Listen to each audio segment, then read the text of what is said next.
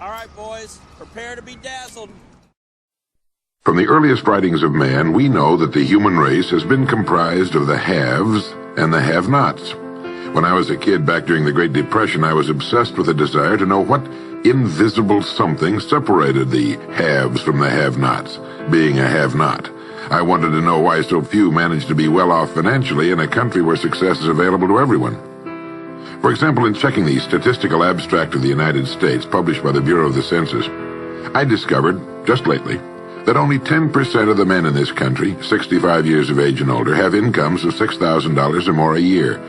More than 80% of all men 65 or older have incomes under $4,000 a year. Only 7.6% have incomes between $7,000 and $10,000 a year, and only 3.7% have incomes of $10,000 a year or more. A man starts his working career in his 20s, often earlier. He's fortunate in that he lives in the free world. He has better than 40 years to make the grade financially in the richest country on earth.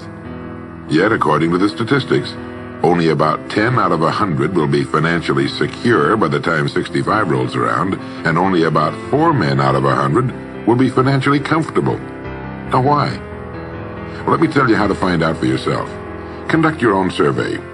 Start down the street in your neighborhood on any Saturday or Sunday and ask the man of every house 2 questions. The first question is, what are you doing at the present time to increase your income now? That is, how much do you want to earn? And when you've evaluated the blank stare you get in response to that question, ask question number 2, which goes, how much money are you planning to be worth at age 65? Now, when the silence becomes too unnerving, thank him and move on to the next house. Ask 50 men, 100, 1,000, until you're completely convinced that the reason men don't make more money during their working lives, and the reason men aren't financially independent by the time they're 65, is simply that they seldom, if ever, do any constructive thinking on either subject. It's that simple, unfortunately.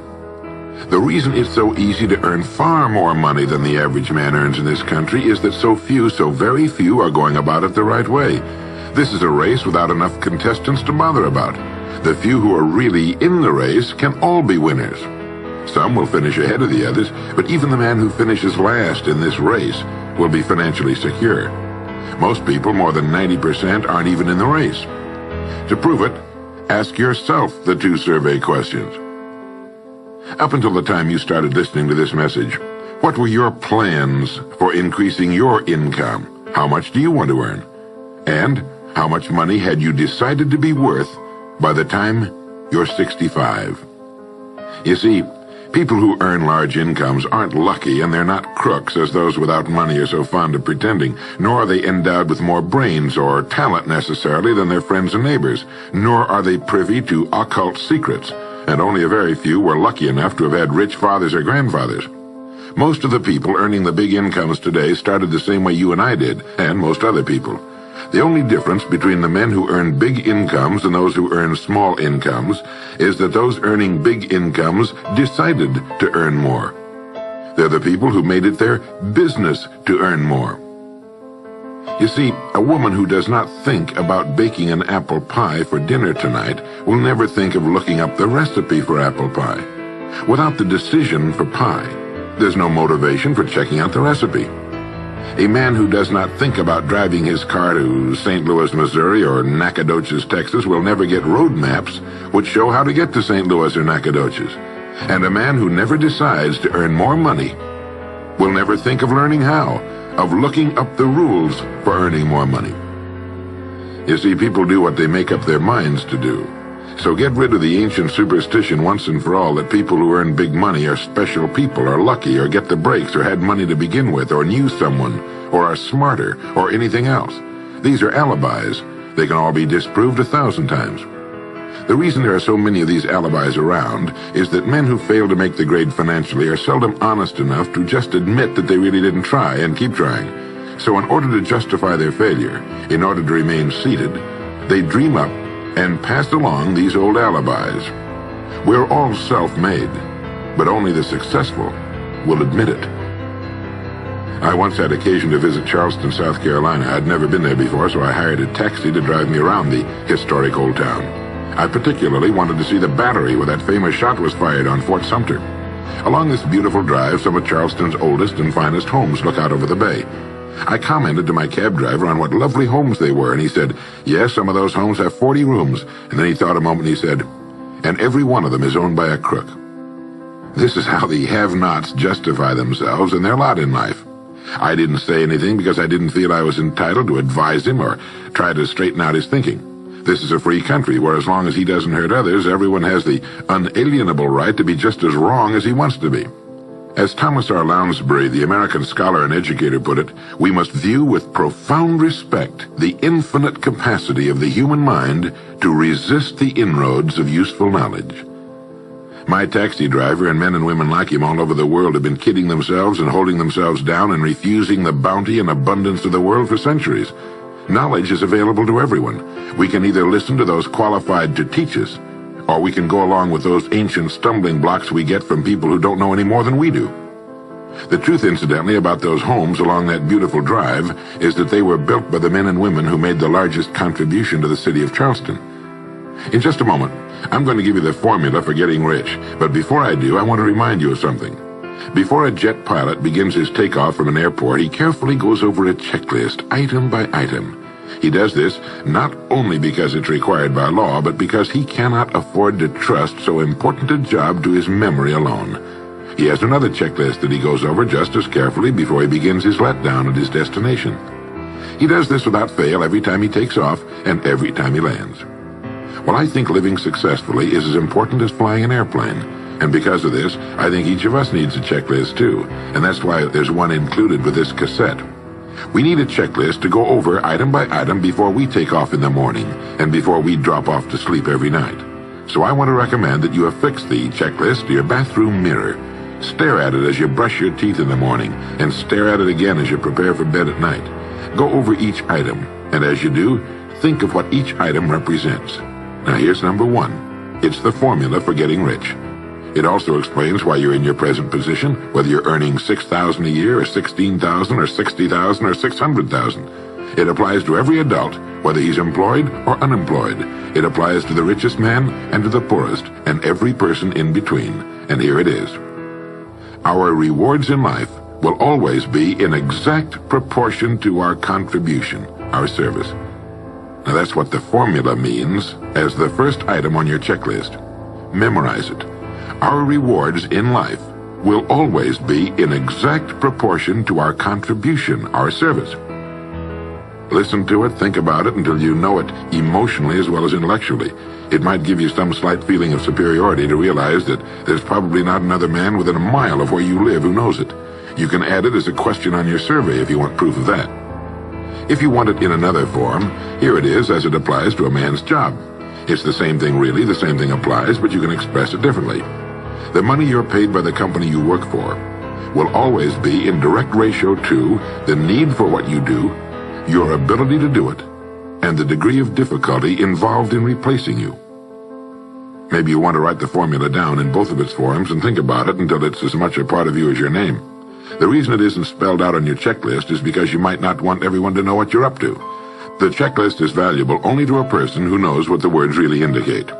All right, you've got the formula. As you think about it, its meaning will become clearer to you. With the formula, there are two rules which must be applied to properly use it. This formula, together with the two rules, is your recipe or your roadmap to earning all the money you really want. Now let's take a look at item number 2 on your checklist. And I'm serious about your putting this checklist on your mirror. You'll notice it's pressure sensitive. Item number 2, the gold mine. The Pulitzer Prize-winning playwright Archibald MacLeish in his play The Secret of Freedom wrote, "The only thing about a man that is a man is his mind. Everything else you can find in a pig or a horse." Strong words, aren't they? But as long as you live, you'll never hear a truer statement. The key to every human being's success lies in his mind, the gold mine between his ears. One idea can make you rich. A lot of good ideas can move you steadily upward in the work you do, and ideas are free. Now just think, there's nothing now being done commercially that will not be done better, much better in the years ahead. Next year's homes and most of what's in them will be better than this year's. Next year's cars will be better. Next year's manufacturing, distributing, marketing, and selling and advertising should be better. Nothing is now being done as well as it must be done in the future, and every innovation, every new improvement will be somebody's brainchild. Now, what's your specialty? How many good ideas have you come up with during the past year? If you continue on as you have in the past, where will you be and what will you be earning, say, a year from now, 5 years from now? Every day of our lives, we walk or drive by more opportunity than we could develop in a lifetime, in 50 lifetimes. Back in the 20s, Sinclair Lewis wrote that you can kidnap a man, blindfold him, take him to any city in the country with a couple of notable exceptions, put him in a chair in the downtown area, take off his blindfold, and he could sit there a week and not be able to tell you what town he's in. The streets are all alike. The buildings are all alike. The businesses all look alike. This is still largely true today. The reason for this being that most businessmen in this country are playing a game called follow the follower. If a man goes into business, no matter what line it happens to be, the first thing he does is make certain that his place of business, outside and inside, looks exactly like every other place of business of that type in the country. Do you know why?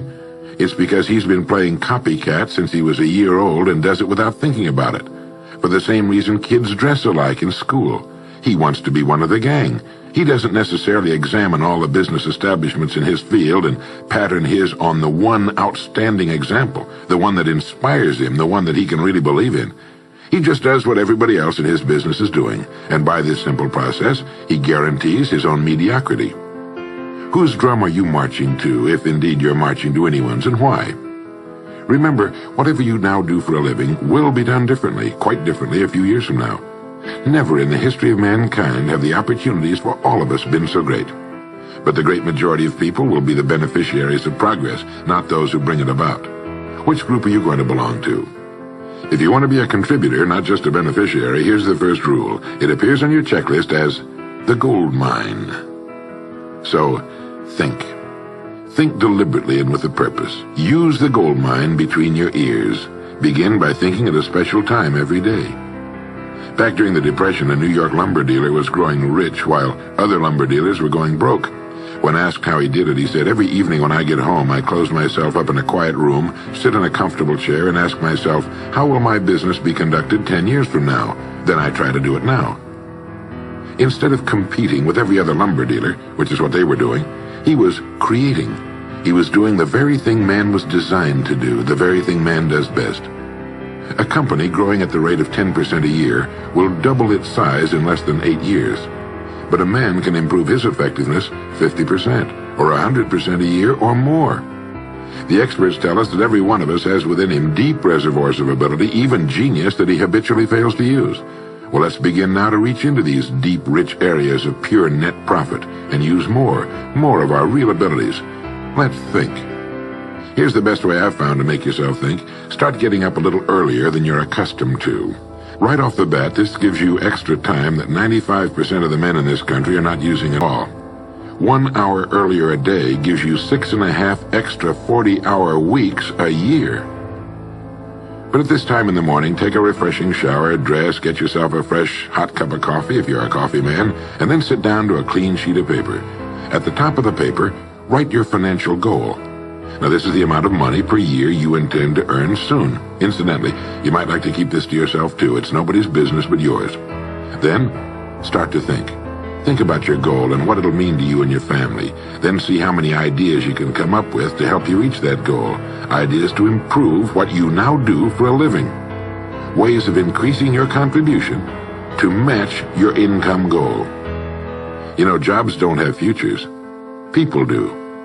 No matter what line of work you may be in, there is within it more than enough opportunity to last a lifetime. You don't have to think of brand new ideas or revolutionary new ways of doing things, although you well might come up with some. Think of ways of improving what is now being done. If you are to increase your income by the amount you've specified, you must find ways of increasing your contribution, your service. And the key to this is to be found in your mind, in that gold mine between your ears. Try for 5 ideas every morning and write them down, and save those sheets of paper in a special idea file.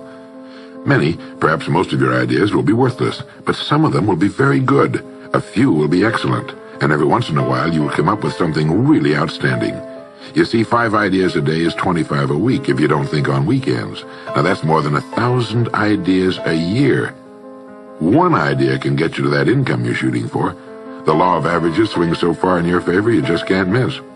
Try to develop a sense of expectancy. That is, try to hold the feeling that the goal you're shooting for is a sure thing, and that it's only a matter of time before it's realized. You know, Henry Ford didn't start making cars until he was 45. A friend of mine started a new company at 65. He's still going strong, and his new company has sales of better than $300 million a year. It's almost never too late. Try not to think of things outside of your own line of work or whatever it is you're most interested in. To think well and profitably, you must discipline your thinking. Keep it on course, controlled, keep it in one field, specialize. Now for the final item on your checklist. It appears as the word. And the word is attitude. Attitude has been called the most important word in the language. William James put it this way. He said, "The greatest discovery of my generation is that human beings can alter their lives by altering their attitudes of mind." Now this is something to think about. Can alter their lives by altering their attitudes of mind. It's another way of saying we become what we think about. Look at it this way. Your total environment, if you've been an adult for any appreciable period of time, your total environment is a reflection of you as a person. The house and the neighborhood in which you live, the car you drive, the clothes you wear, the job you do, the people with whom you regularly associate. Your total environment is an exact and merciless mirror of you as a human being. Now, if you feel your environment can stand some improvement, you have only to improve your attitude, and your world will gradually change to reflect the changing person. Here's how to change your attitude. Beginning now, begin to act as would the person you most want to become. Now that is, if you were already in possession of the goal you're shooting for, how would you conduct yourself in all of your affairs? Well, do it now, and tomorrow, and the next day. Begin now to act the part of the person you most want to become, and you'll end by becoming that person. Subtly, in little ways, in the way you dress, in the way you talk, in the unfailing courtesy you show to every person with whom you come in contact, begin to act the part of the person who has already achieved that which you're shooting for. The German philosopher Goethe gave us the secret when he said, before you can do something, you must first be something. When you behave like the person you most want to become, the things that person would have will tend to come to you. It's simply cause and effect. Don't be in too big a hurry. It takes longer to build a skyscraper than a chicken coop. Build slowly, steadily, and well. Then when you make it, you'll keep it. You'll stay on top. Always be suspicious of the so-called get-rich-quick scheme or sudden success. Never forget that word, attitude. It's your attitude toward the people with whom you come in contact that will determine their attitudes toward you. The person with a great attitude toward life and the world is the person other people call lucky. He's not lucky. He's just using our old friend, cause and effect. His causes are excellent, and his effects have to be just as good. Well, that's it. 3 things to remember. 3 things to practice every day. If you spent 16 hours a day, 7 days a week practicing your golf swing, in a relatively short time you'd have a grooved, beautiful swing like the pros. So practice your new attitude every day, every waking hour. Practice thinking a few minutes every morning, and you'll find yourself thinking all day long. And remember the formula. Our rewards in life will always be in exact proportion to our contribution, our service. Go over the ideas in this message every day until they're as much a part of you as your name and your temporary address. You'll notice that each time you listen, you'll hear something new. You'll get a new idea you failed to get before. This is Earl Nightingale, and thank you.